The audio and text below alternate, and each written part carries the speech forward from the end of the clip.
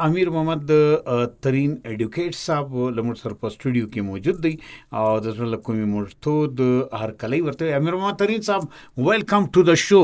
ډیره مننه وطني ارخلي صاحب کور ودان چې تاسو موږ میلمانه کړو. جی یو جان مننه. نو ګران اردوونکو امیر محمد ترین صاحب سوشل سیکټر کې مو ډېر خدمات دي قبایلی عوامي سیکټر څخه کوم دي په دې کې ډېر خدمات دي. امیر محمد ترین صاحب د بلوچستان په سیاست کې تاسو اوسېدلی یاست، حکومتونو کې تاسو وخت نا وخت اوسېدلی یاست به حیثیت ترجمان یا به حیثیت ایڈوایزر یا قانوني مشیر د صوبې له حالاتو تاسو ډېر ښه خبر یاست، به حیثیت یو قانوندان هم تاسو د صوبې د حالاتو ډیر ښه درک دی.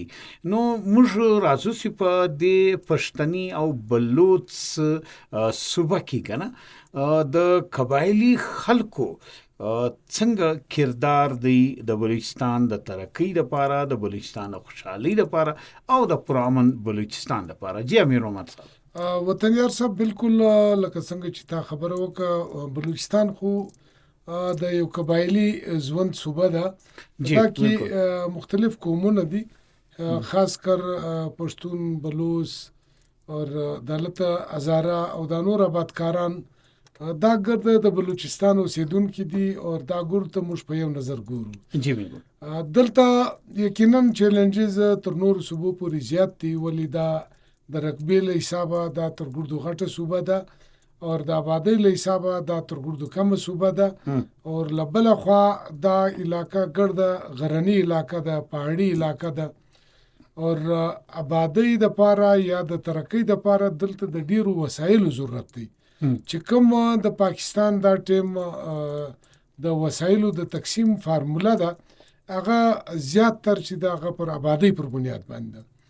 نو داغه لوجه د بلوچستان په قسمت کې چې کوم فند راځي دا فند د رقبې له حساب چې ته وګورې دا بالکل نه ونه کې برابر دی. لبل خو د گورننس چې دلته کوم سټرکچر پاتې شوی دی چې کوم وسایل راځي هغه هم د پر عوام باندې او پر ترقی باندې سم نه لګږي. داغه وجه صدا ټیم زموږ په صوبې کې چې کوم د سټیټ مخالف قوتونه دي هغه پروان چړاوږي او هغه د خلکو له مایوسۍ او له پسماندګۍ او له بیروزګارۍ دوی فائدہ اخی. دا ایشوز هایلایټ کی اور خلک بدزنکی د سټیټ له پالیسیانو سره د ملک د یووالي سره دا ډیره د بدمرغۍ په خوا دا خبر روانه ده.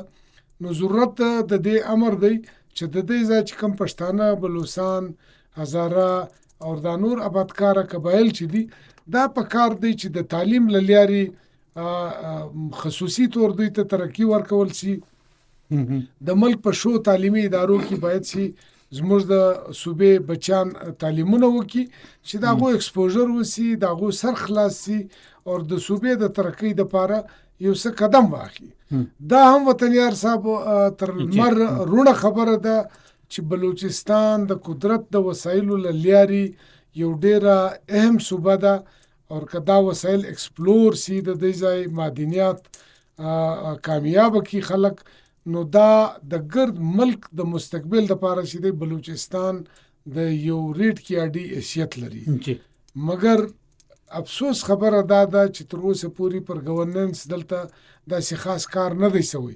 د جام کمال خان صاحب چې کوم ټیم وزیر اعلی وو دا سړی په دور کې په صوبې کې پر گورننس باندې ډیر کار وسو، د بدعنوانۍ او د کرپشن د روکتام د پاره کار وسو. په صوبې کې چې کوم پایداري ترقی د پاره اقدامات ول د شارو چې کوم د شاراوي دي دغه پراخوالي، نوی روډونه جوړون، د صحت او د تعلیم ادارې مضبوطون. دلته ډېری غټي د صحت او د تعلیم ادارې جوړ شوې، هغه پر یو ټریک باندې ملک روان شو. لیکن لبد مرغه چې کم عناصر دلته په صوبې کې د عوام پر وسایلو باندې همیشه ډاکا اچوي، هغه نمائندگان، هغه پارټیانی، هغه خلک راپورته شو، هغه حکومت ډیریل کای اور دا جام صاحب نسو ډیریل، د جام صاحب حکومت نسو ډیریل بلکې د بلوچستان ترقی ډیریل شو.